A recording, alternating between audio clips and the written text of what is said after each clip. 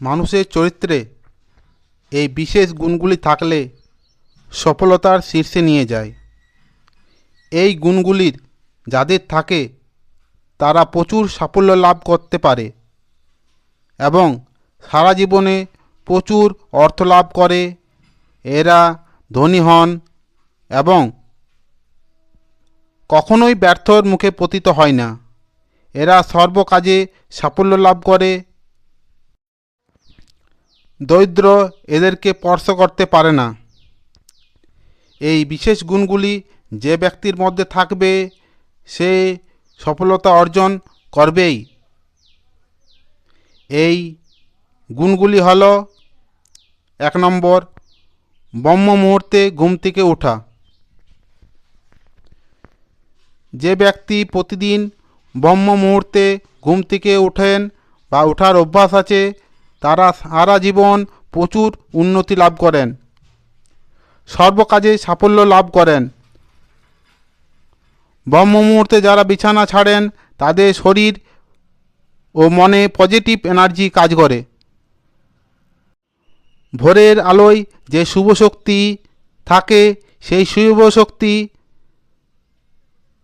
শুভ শক্তি এদের সাফল্যতার পথে এগিয়ে নিয়ে যায়।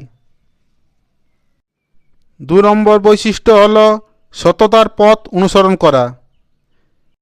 জীবনে সৎ পথে থাকা অত্যন্ত জরুরি। সত্যের জন্য সব কিছু বিসর্জন করা যায়, কিন্তু সত্যকে কোনো কিছুর জন্য বিসর্জন করা যায় না। যে ব্যক্তি সর্বদা সৎ পথে থাকেন তিনি জীবনে নিশ্চিতভাবে সাফল্য লাভ করতে পারেন। মিথ্যা আশ্রয় নিলে সাফল্য পাওয়া যায় না, কিন্তু মিথ্যার আশ্রয় নিলে সাফল্য পাওয়া যায়, কিন্তু সেই সাফল্য চিরস্থায়ী হয় না। সৎ পথে থেকে যিনি অর্থ উপার্জন করেন সেই অর্থ সারা জীবন সুখে শান্তিতে থাকতে পারেন।